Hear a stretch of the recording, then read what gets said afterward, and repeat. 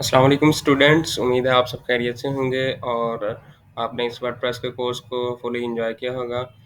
तो स्टूडेंट्स आज के लेक्चर में हम जो है ना वर्डप्रेस वेबसाइट की एसईओ के बारे में देखेंगे। तो सबसे पहले वर्डप्रेस वेबसाइट की एसईओ पे जाने से पहले आप सब लोगों को थोड़ा-सा जो है ना एसईओ के बैकग्राउंड का नॉलेज होना चाहिए, ठीक है? तो एसईओ क्या है, ठीक है? और सर्च इंजन क्या चीज़ होती है और उसके बाद आपने मतलब वेबसाइट के ऊपर आप अगर कोई ब्लॉग पोस्ट करते हैं, तो आप उसकी एसईओ कैसे करते हैं, आप उसको रैंक कैसे करते हैं, मतलब ये सारी चीज़ें आज के इस लेक्चर में हम डिस्कस करेंगे। तो आप इस चीज़ से बखूबी वाकिफ़ हैं, जैसा कि आप जानते हैं कि मोस्ट ऑफ द टाइम यानी कि आप जब गूगल के अंदर चीज़ें सर्च कर रहे थे, आपकी कोई क्वेरी होती है, आप उस चीज़ को सर्च कर रहे होते हैं, आप देखते हैं कि जो फ्रंट लाइन पे यानी कि जो फर्स्ट फर्स्ट पेज में आपको जो भी इन्फॉर्मेशन मिल जाती है, आप उसको उस इन्फॉर्मेशन को नोट कर लेते हैं। उसके बाद आपने कभी आप सेकंड पेज के ऊपर भी नहीं गए। तो आपने कभी ये सोचा है कि ये जो वेबसाइट्स हैं, मतलब जो भी आपकी क्वेरी है, इससे रिलेटेड कुछ वेबसाइट आपको फर्स्ट पेज पे मिल रही हैं, उसी से रिलेटेड कुछ ऐसी वेबसाइट हैं जो 10वें पेज पे हैं, जो 12वें पेज पे हैं। तो आपने कभी ये नहीं सोचा कि ये जो फर्स्ट पेज पे आई हुई हैं, ये फर्स्ट पेज पे गूगल हमें क्यों शो कर रहा है और दूसरी को फर्स्ट पेज पे क्यों नहीं शो कर रहा? तो उसकी रीज़न यही होती है कि जिन वेबसाइट्स की एसईओ अच्छी की गई होती है, वो गूगल के ऊपर टॉप रैंकिंग में टॉप 10 में रैंक कर रही होती हैं। जिनकी एसईओ अच्छी नहीं की गई होती, तो उन्हें जो है ना गूगल ऑटोमैटिकली रैंक नहीं करता। तो आइए सबसे पहले आज हम जो है ना थोड़ा-सा सर्च इंजन के बारे में पढ़ लेते हैं, थोड़ा-सा समझते हैं सर्च इंजन क्या है, उसके बाद फिर मैं एसईओ की तरफ आऊँगा।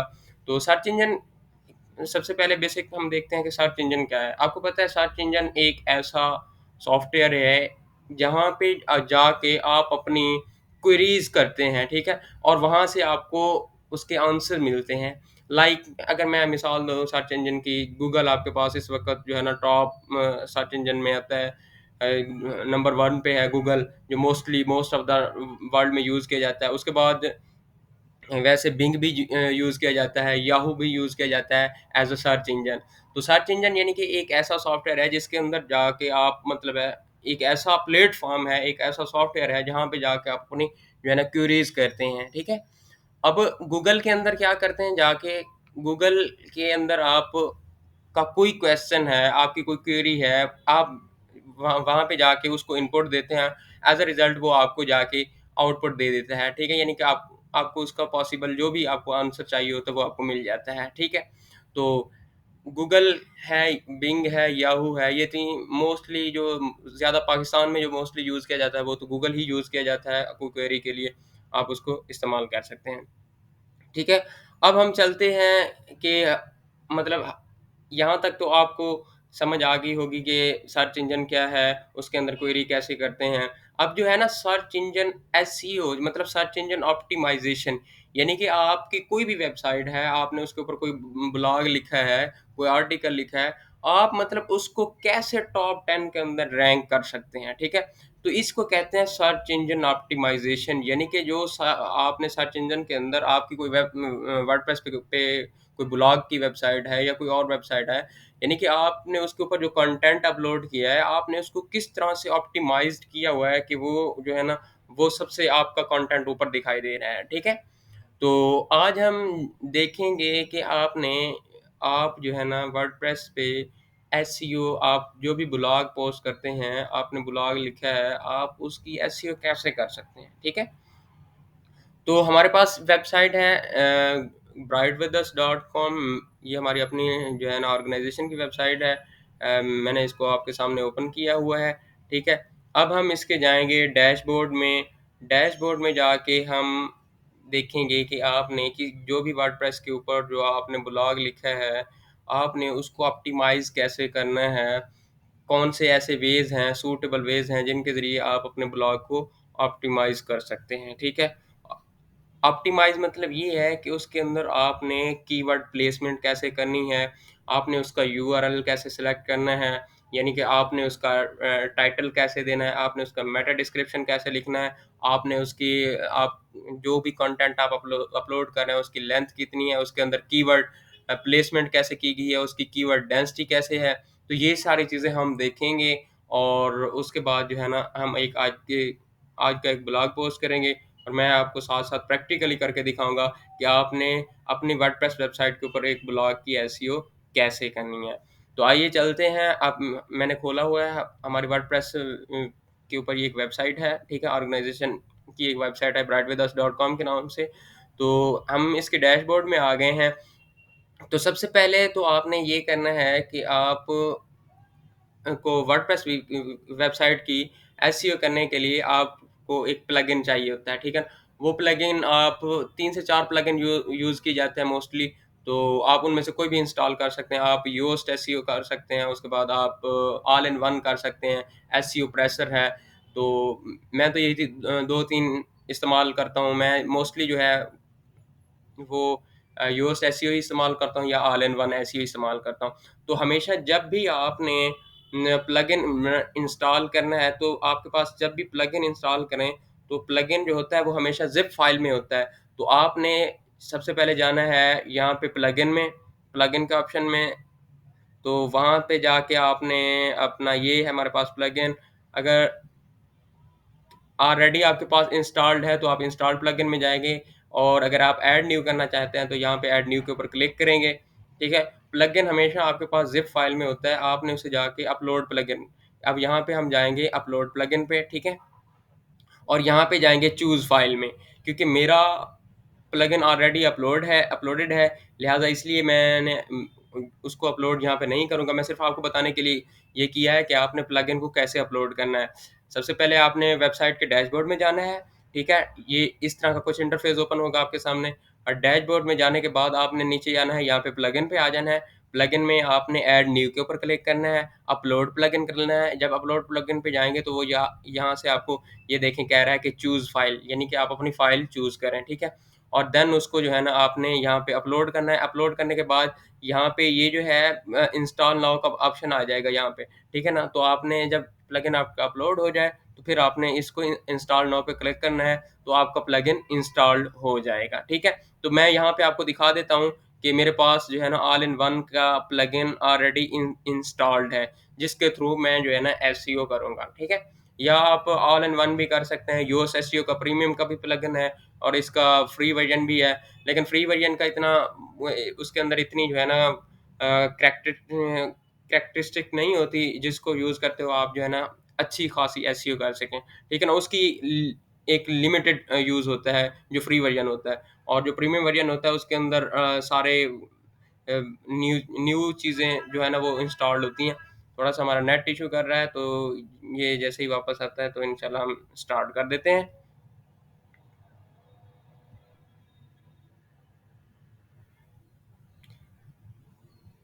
ठीक है, आपने जो है ना एक सबसे पहले जो है ना आपने एक ब्लॉग लिखना है, यानी कि आप वेबसाइट के ऊपर अपलोड करने से पहले एक ब्लॉग लिखेंगे, ठीक है? अब ब्लॉग लिखने के बाद आपने उस ब्लॉग को अपनी वेबसाइट के ऊपर जाके अपलोड करना है। जब अपलोड करेंगे देन आपका काम स्टार्ट होगा एसईओ का कि आपने इसको ऑप्टिमाइज़ कैसे करना है, ठीक है? ताकि ये आपका सर्च इंजन के अंदर आपका ये जो ब्लॉग है, ये रैंक कर सके। अब यहाँ पे आप देख सकते हैं मेरा जो है ना all in one SEO pro यानी कि इसका प्रीमियम वर्ज़न इंस्टॉल्ड है। इसके अंदर मतलब कोई भी इसकी फीचर्स के अंदर कोई लिमिटेशन नहीं है। इसकी अनलिमिटेड इसकी फीचर्स हैं, यानी कि जितने भी एसईओ के करैक्टर हैं, वो मैं सारे इसको यूज़ करते हुए उनको ऑप्टिमाइज़ कर सकता हूँ, ठीक है? तो आज हम चलते हैं पोस्ट के ऊपर। अब यहाँ पे मैं एक न्यू पोस्ट करूँगा, ठीक है? और उसकी एसईओ करके आपके सामने दिखाऊँगा कि आप लोगों ने इसकी एसईओ कैसे करनी है, इसको ऑप्टिमाइज़ कैसे करना है ताकि ये भी आपका ब्लॉग भी गूगल के अंदर रैंक कर सके। आपके ब्लॉग के ऊपर भी ट्रैफ़िक आए। जब ऑब्वियसली आपके ब्लॉग के ऊपर ट्रैफ़िक आ रही होगी, लोग उसको व्यूज़ कर रहे होंगे, उसको आपके ब्लॉग के ऊपर जो है ना रीड कर रहे होंगे, तो उतना ही जो है ना आपकी वेबसाइट स्टेबल होती जाएगी और उससे ये होगा कि आपकी वेबसाइट गूगल के अंदर जो है ना उसका एडसेंस अप्रूव्ड हो जाएगा और फिर वहाँ से आपकी जो है ना अर्निंग स्टार्ट हो जाएगी, ठीक है? तो मैं जाता हूँ ऐड न्यू के ऊपर, ठीक है? अब मैं इसके ऊपर एक ब्लॉग पोस्ट करूँगा, ऑलरेडी उसको मैंने लिखा हुआ है, ठीक है? तो देखते हैं कि इसको हमने कैसे ऑप्टिमाइज़ करना है, इसकी एसईओ स्कोर जो है ना कैसे देखना है। अच्छा, एक बात और यहाँ पे मैं क्लियर करता चलूँ, तो एसईओ के अंदर जो मेन 3 फैक्टर हैं, यानी कि मैंने आपको ऑलरेडी बताया हुआ है कि कोई भी वेबसाइट को रैंक करने के लिए मोर देन 300 फैक्टर कंसीडर किए जाते हैं, ठीक है? अब यहाँ पे हम सिर्फ़ देखेंगे कि ऑन पेज एसईओ, ठीक है? और एसईओ के ये 3 टाइप्स हैं, on page SEO, technical SEO, उसके बाद जो है ना ऑफ पेज एसईओ। आज मैं आपके सामने ऑन पेज एसईओ करके दिखाऊँगा। ऑन पेज एसईओ के अंदर हम क्या-क्या करेंगे, जो है ना title optimisation, description, meta description optimisation, उसके बाद जो है ना उसके बाद हम देखेंगे कि आपने वेबसाइट के अंदर जो अपना यूआरएल है वो उसको कैसे लिखा हुआ है। उसके बाद आपने क हम कंटेंट की लेंथ देखेंगे, उसके बाद हम जो है ना कीवर्ड डेंसिटी चेक करेंगे। ये सारी चीज़ें जो है ना इंशाल्लाह हम ऐसा-ऐसा यहाँ पे कवर करेंगे। उसके बाद फ़ोकस की फ्रेज़ को देखेंगे, ये सारी चीज़ें। अब यहाँ पे देखते हैं, मैंने यहाँ पे ब्लॉग लिखा हुआ है, ठीक है? मैं इसको यहाँ से कॉपी कर लेता हूँ, ठीक है? ये देखें, ठीक है? अब मैंने यहाँ पे इस ब्लॉग को कॉपी कर ली, यहाँ से कॉपी किया और यहाँ पे मैं जाके इसको ऐड कर देता हूँ, ठीक है? अब सबसे पहले जब आप कोई भी ब्लॉग पोस्ट करते हैं तो सबसे पहले ये जो आ रही होती है, ये आपकी मेन हेडिंग होती है, जिसको आप H1 हेडिंग कहते हैं, ठीक है? अगर मैं इसके ऊपर क्लिक करूँ तो ये आपके सामने शो करवा देगा कि ये कौन-सी हेडिंग है, ठीक है? ये वाली हेडिंग जो होती है, लेट्स सी, ये मेन जो हेडिंग होती है जिसके ऊपर कर्सर घुमा रहा हूँ, ये वाली हेडिंग इसको कहते हैं हम H1 हेडिंग, ठीक है? और उसके बाद नीचे जो होता है ये पैराग्राफ होता है। अब यहाँ पे इस हेडिंग से रिलेटेड मैंने एक जो है ना इमेज भी बनवाई हुई है, ठीक है? तो उस इमेज को मैं क्या करूँगा, मैं यहाँ पे जाके आपके सामने, अगर मैं यहाँ पे भी लगाना चाहूँ ना इमेज, ठीक है? तो यहाँ से देखिए मैं यहाँ से भी लगा सकता हूँ, ऐड ब्लॉक करेंगे, ठीक है? इधर अगर आपको सर्च बार में वैसे मुझे यहाँ पे शो हो रही है इमेज का ऑप्शन, लेकिन अगर आपको सर्च नहीं होती तो आप यहाँ पे जाके सर्च करते हैं इमेज, ठीक है? तो ये आपके सामने आ जाएगा, तो यहाँ से आप जो है ना इसको क्लिक करके यहाँ तक कर सकते हैं। ये अब इधर आ गया। अब यहाँ पे आपने क्या करना है, अपलोड इमेज के ऊपर ऑप्शन के ऊपर जाना है, ठीक है? और यहाँ से मैं जाके इमेज अपलोड कर देता हूँ। मेरे पास ये ऑलरेडी पड़ी हुई हैं, तो मैं इमेज जो है ना यहाँ पे जाके मैं इमेज को अपलोड करता हूँ, ठीक है? ये देखें, यहाँ पे ये मेरी इमेज जो है ना लग चुकी है। अच्छा, एक बात का ध्यान रखना है, आपने जो इमेज अपलोड करनी है, आपने उस इमेज की भी एसईओ करनी है। इमेज की एसईओ से क्या मुराद है? यानी कि वहाँ पे इमेज आपकी आपने इमेज का टाइटल देना है, इमेज की एएलटी टेक्स्ट देने हैं, उसके बाद इमेज के टैग्स देने हैं, ठीक है? ये सारी चीज़ें आपने लाज़मी करनी है और इमेज का जो साइज़ है वो 100 केबी से ज़्यादा नहीं होना चाहिए। अगर 100 केबी से ज़्यादा होगा तो उसका नतीजा ये निकलेगा कि वो आपकी वेबसाइट की लोडिंग टाइम पे इफ़ेक्ट करेगा। जब वेबसाइट के लोडिंग टाइम पे इफ़ेक्ट होगा तो आपका बाउंस रेट बढ़ जाएगा, ठीक है ना? बाउंस रेट ये होता है, एक होता है ड्वेल टाइम, एक होता है बाउंस रेट। ड्वेल टाइम ये होता है कि अगर कोई भी व्यूअर आता है, वो आके आपकी वेबसाइट को विज़िट करता है, उसके ऊपर टाइम स्पेंड करता है, वो जितना टाइम स्पेंड करेगा वो उसका ड्वेल टाइम कहलाएगा। अगर एक व्यूअर आता है, जस्ट वो आपकी वेबसाइट के ऊपर क्लिक करता है और फौरी वापस चला जाता है, ये होता है बाउंस रेट, ठीक है? अगर मतलब कोई व्यूअर आता है, वो आपकी वेबसाइट के ऊपर जस्ट क्लिक करके फिर फौरी वापस चला जाता है, इससे ये होगा कि आपका बाउंस रेट वेबसाइट का बढ़ेगा। जब बाउंस रेट आपका वेबसाइट का बढ़ जाता है, तो वो वेबसाइट गूगल के अंदर रैंक कभी नहीं होती, ठीक है?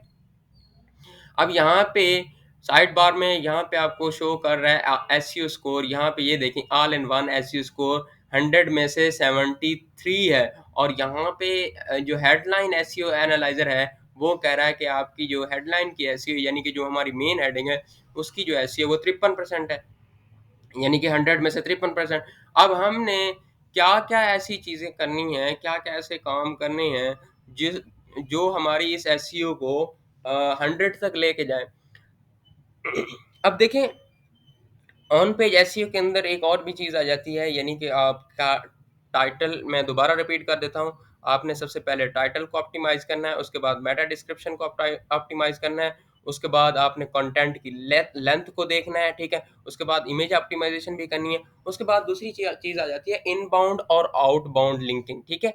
इनबाउंड लिंकिंग क्या होती है और आउटबाउंड लिंकिंग क्या होती है? इनबाउंड लिंकिंग मिसाल के तौर पर फॉर एग्ज़ाम्पल कोई भी एक ऐसा वर्ड है, फॉर एग्ज़ाम्पल जैसे कि मैं कहता हूँ फ्रीलांसिंग है। यहाँ पे जैसे कि फ्रीलांसिंग है।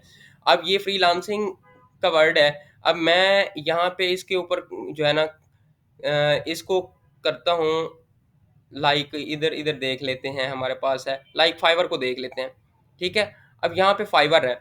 अब फाइवर के ऊपर क्या है, ये हम हमारा एक एंकर टेक्स्ट है, यानी कि ऐसा टेक्स्ट जिसके बैकअप पे हमने कोई यूआरएल पोर्ट किया हुआ है, ठीक है? अब फॉर एग्जांपल ये फाइवर है, अगर फाइवर से रिलेटेड कोई भी इंफॉर्मेशन मेरी वेबसाइट के दूसरे किसी पेज के ऊपर पड़ी है, ठीक है? अगर मैं फाइवर उसी पेज का यहाँ पे इसकी बैकअप पे यहाँ पे ये लिंक दे देता हूँ, ठीक है? फॉर एग्जांपल मैं यहाँ पे लिख देता हूँ brightwithus.com, ठीक है? brightwithus.com / आगे लिख देता हूँ मैं फाइवर। यानी कि मेरी वेबसाइट के ऊपर एक ऐसा जो है ना पेज है, एक ऐसा ब्लॉग पड़ा हुआ है, जहाँ पे मतलब फाइवर से रिलेटेड इंफॉर्मेशन सिक्योर है। मैं इसको जो है ना इसके ऊपर क्लिक कर देता हूँ, अब यहाँ पे ये स्कोर हो गया, सिक्योर हो गया। यानी कि मेरी ही जो भी रीडर आया है, जो भी व्यूअर आया है मेरी वेबसाइट पर, यानी कि वो इस लिंक को क्लिक करके मेरी ही वेबसाइट के किसी दूसरे पेज को विजिट करता है। तो ये होती है इनबाउंड लिंकिंग। एक होती है आउटबाउंड लिंकिंग, फॉर एग्जांपल जैसा कि वर्क चेस्ट है, यानी कि मैं वर्क चेस्ट पे यहाँ पे क्लिक करता हूँ और इधर से मैं गूगल से जाके वर्क चेस्ट का जो है ना लिंक को कॉपी कर लेता हूँ, ठीक है? यानी कि मेरी वेबसाइट से लोग जो है ना क्लिक करके वो वर्क चेस्ट के ऊपर जाएं, ठीक है? तो ये होती है आउटबाउंड लिंकिंग, यानी कि मेरी वेबसाइट के ऊपर कोई एक ऐसा कीवर्ड है जिसके जिसकी बैकअप पे मतलब वर्क चेस्ट का जो है ना लिंक दिया गया है, तो मतलब वो वहां से क्लिक करके वो वर्क चेस्ट के ऊपर पहुंच जाए, तो ये आपके पास कहलाता है आउटबाउंड लिंकिंग, ठीक है? होप सो आपको जो है ना इनबाउंड और आउटबाउंड लिंकिंग की समझ आ गई होगी। मैं यहाँ पे आउटबाउंड लिंक की भी एक एग्जांपल आपको दे देता हूँ। यहाँ से मैंने वर्क चेस्ट का यूआरएल कॉपी किया, ठीक है? अब यहाँ पे हम चलते हैं और वर्क चेस्ट के ऊपर जाके मैं उस यूआरएल को कॉपी कर देता हूँ, ठीक है? अब यहाँ पे देखें, मैंने उस यूआरएल को कॉपी करके पेस्ट कर दिया हुआ है। सॉरी, एक मिनट, ठीक है? हाँ जी, ये है हमारा यूआरएल, ठीक है? ये मैंने यूआरएल को कर दिया कॉपी, और ठीक है? अब वर्क चेस्ट, यानी कि अब हमारे ये आउटबाउंड लिंक भी हो गया, यानी कि एक हमने इनबाउंड लिंक दिया। अब देखें, इनबाउंड और आउटबाउंड लिंक के देने से हमारी एसईओ कहाँ पहुँच गया, एसईओ स्कोर हमारा 88 के ऊपर पहुँच गया है, ठीक है? तो यानी कि इस तरीके से आपने एसईओ के इन फैक्टर्स को भी लाजमी मद्देनजर रखना है, इनबाउंड लिंकिंग और आउटबाउंड लिंकिंग। इनबाउंड लिंकिंग क्या है कि यानी कि कोई एक ऐसा एंकर टैग्स जिसके बैक एंड पे एक ऐसा लिंक दिया है जो आपके ही ट्रैफिक को आपकी वेबसाइट पे डाइवर्ट कर रहा है, वो तो होगा इनबाउंड लिंकिंग। लेकिन कोई एक ऐसा, जैसा कि मैंने वर्क चेस्ट की एग्जांपल दी, ऐसा कीवर्ड जो यानी कि आपकी वेबसाइट से यानी कि आपके ट्रैफिक को दूसरी किसी वेबसाइट पे डाइवर्ट कर रहा है, तो वो होगा आउटबाउंड लिंकिंग। समझ आ रही है? तो यहाँ तक तो हमारा इनबाउंड और आउटबाउंड लिंकिंग का कॉन्सेप्ट खत्म हुआ। उसके बाद हम जाते हैं, अब यहाँ पे हमने जो पोस्ट की है, यानी कि जो हमने ब्लॉग अपलोड की है, अब हम इसका लिखेंगे टाइटल। अब ये देखें वो आपको रिकमेंड कर रहा है, यानी कि टाइटल की जो मैक्सिमम लेंथ है वो 0 से 60 वर्ड कैरेक्टर होने चाहिए, यानी कि 0 से लेकर 60 कैरेक्टर तक अगर है लेंथ तो ठीक है, अगर इससे आप बढ़ेंगे तो वो आपके एसईओ स्कोर को इफेक्ट करेगा, ठीक है? मैं यहाँ पे हमारा टाइटल को देख लेता हूँ। ये हमारा है जी title, online earning with freelancing, ठीक है? मैं इसको कर लेता हूँ कॉपी, ठीक है? मैक्सिमम मैंने कितना बताया है कि उस करैक्टर कितने होने चाहिए, 60 से ज़्यादा नहीं होने चाहिए। अब ये देखिए, हमारे जो करैक्टर हैं वो 31 है, दैट्स गुड, ठीक है? मैक्सिमम आप जा सकते हैं 60 तक, वैसे रेंज है, आप जा सकते हैं, लेकिन हमारे जितना कम है उतना ही टाइटल टाइटल वैसे भी शॉर्ट होना चाहिए जितना, तो अच्छा होता है वैसे स्कोर के लिए। समझ आ गई? अब यहाँ पे लेट्स सी अगेन, मैं चेक कर लेता हूँ।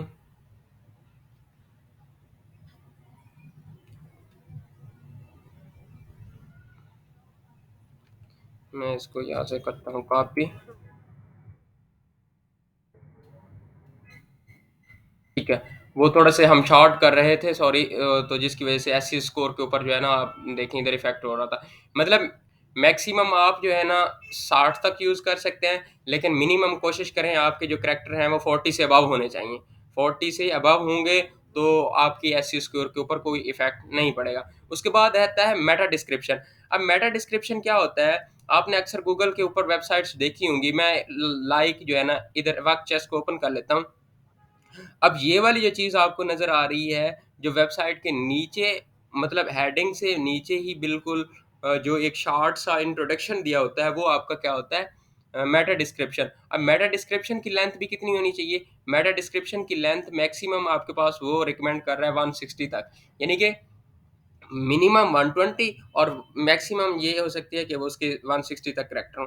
ठीक है ना? तो हम जो है ना इंशाल्लाह कोशिश करेंगे कि हमारे जो है करैक्टर 140 से तकरीबन ऑलमोस्ट अबव ही होने चाहिए। ठीक है? तो मैं आपको यहाँ पे दिखा देता हूँ। मैं यहाँ से कॉपी कर लेता हूँ लाइक दिस। मैं इसको करता हूँ कॉपी। ठीक है? और मैं उधर जाके पेस्ट कर देता हूँ। ठीक है? यहाँ पे ये देखें, यहाँ पे जब मैंने पेस्ट किया, आप ये देखें कि ये रेड एरिया शो कर रहा है। इसका मतलब ये है कि हम इसकी लिमिट से क्रॉस कर चुके हैं। वो देखें, आपको सामने रिकमेंड कर रहा है कि 160 कैरेक्टर होने चाहिए। अब मैं यहाँ से डिलीट करना शुरू कर देता हूँ। जहाँ पे मुझे ग्रीन एरिया नज़र आएगा, तो इट्स मीन हम वहाँ तक स्टॉप कर देंगे। मतलब हमारा मेटा डिस्क्रिप्शन तब तक ठीक है। ठीक है? अच्छा, इसकी एसईओ करने के लिए एक एआई टूल भी आया है। एआई टूल यानी कि चैट जीपीटी। आप उस चैट जीपीटी से भी हेल्प ले सकते हैं। यानी कि इस टाइटल को जाके उधर पोस्ट करें और वहाँ पे जाके आप उसके कहें मुझे इसका जो है ना मेटा डिस्क्रिप्शन लिख के दे। ठीक है? लाइक मैं इसको कहता हूँ online earning with freelancing for example है। ठीक है? मैं इसको कर लेता हूँ कॉपी और मैं चला जाता हूँ चैट जीपीटी के पास। मैं उसको कहता हूँ कि मुझे जो है ना इसका, यहाँ पे देख सकते हैं ये चैट जीपीटी मैंने ऑलरेडी यूज़ की हुई है। तो मैं इसको न्यू चैट में ले जाता हूँ। मैं इसको कहता हूँ राइट मेटा डिस्क्रिप्शन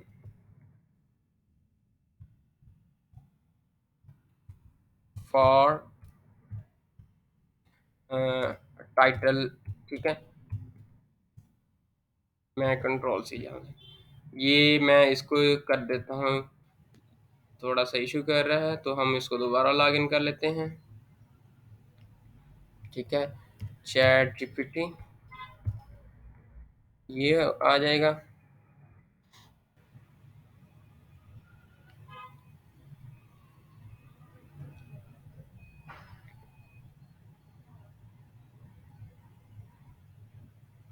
ठीक है, मैं लिखता हूँ राइट मेटा डिस्क्रिप्शन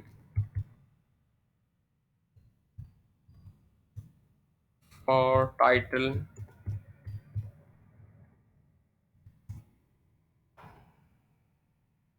ठीक है? Online earning with freelancing. ठीक है? ये आपको इसका मेटा डिस्क्रिप्शन लिख के दे देगा। यानी कि ये, ठीक है, ये भी जो है ना तकरीबन इसने जो लिख के दिया है मैक्सिमम थोड़ा सा उससे ज़्यादा हो गया होगा, लेकिन आप उन कीवर्ड को देखते हुए, उन कीवर्ड की प्लेसमेंट को देखते हुए यहाँ से भी आप जो है ना मेटा डिस्क्रिप्शन को लिख सकते हैं। समझ आ गई? अब यहाँ पे हम चलते हैं। ठीक है? अब ये तो हमारा मेटा डिस्क्रिप्शन भी हो गया। आगे आता है फ़ोकस की फ्रेज़। फ़ोकस की फ्रेज़ ये होता है, यानी कि आपका जो ब्लॉग है, आपका जो मेन टाइटल है, वो उसके अंदर जो कीवर्ड है वो उसकी वो फ़ोकस किस टॉपिक के ऊपर मोस्टली कर रहा है। अब यहाँ पे देखें आप, हमारा जो एसईओ स्कोर है वो 92 क्रॉस कर चुका है। ठीक है? अब यहाँ पे मैं देखता हूँ, मैं इसके फ़ोकस की फ्रेज़ में से मैं कर लेता हूँ ऑनलाइन अर्निंग। ठीक है? क्योंकि हमारा फ़ोकस ज़्यादा ऑनलाइन अर्निंग के ऊपर है ना, तो ये हम फोकस की फ्रेज इसी को उठा लेते हैं। ठीक है, तो ये देखें हमारा ऑनलाइन अर्निंग, ये फोकस की फ्रेज, ये एडिशनल फोकस की फ्रेज है। इसको आप भी देना चाहें तो आप दे सकते हैं। ठीक है। अच्छा, अब यहाँ पे देखें, मैंने आपको समझाने के लिए किया था कंटेंट लेंथ मैक्सिमम, हम मैंने आपको बताया था कि इसकी कंटेंट लेंथ को भी ऐसी फैक्टर में कंसीडर किया जाता है। कंटेंट लेंथ मैक्सिमम आपने देखना है कि 1500 से 2000 वर्ड का ब्लॉग लिखना है। ये तो मैंने आपको समझाने के लिए एक छोटा सा लिखा था, लेकिन आपने क्या करना है, 1500 से 2000 वर्ड का ब्लॉग लिखना है। अब यहाँ पे देखें मेटा डिस्क्रिप्शन की लेंथ वो कहता है गुड है, कंटेंट लेंथ आपकी कम है, यानी कंटेंट आपका कम है। इंटरनल लिंक्स आपके आपके ठीक हैं, ठीक दिए हुए हैं, एक्सटर्नल लिंक्स भी ठीक दिए हैं। उसके बाद हम देखते हैं टाइटल के अंदर, टाइटल लेंथ भी वो कहता है ठीक दी है आपने।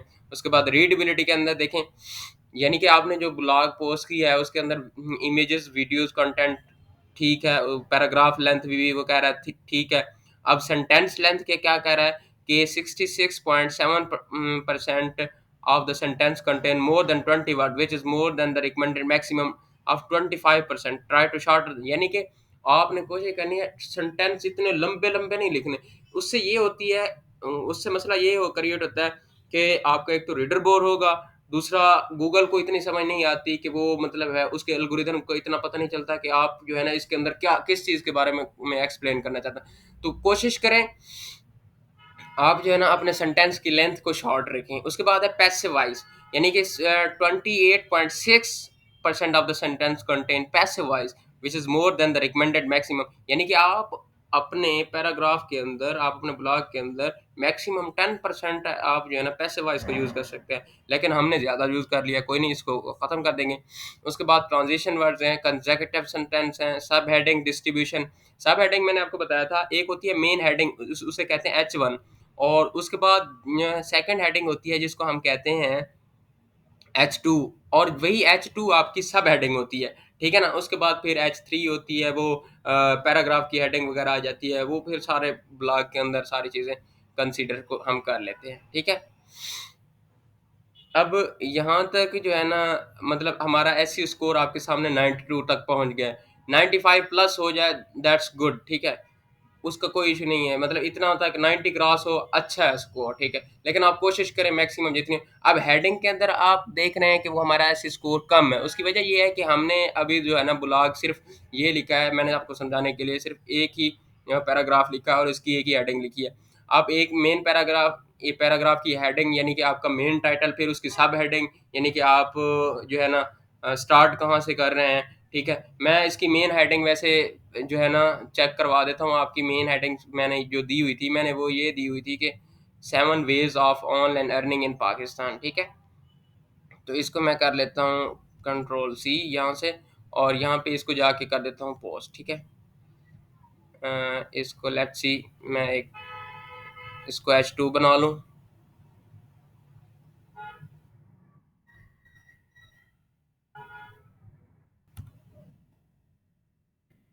या उसको H2 बना के देख लेते हैं। ठीक है,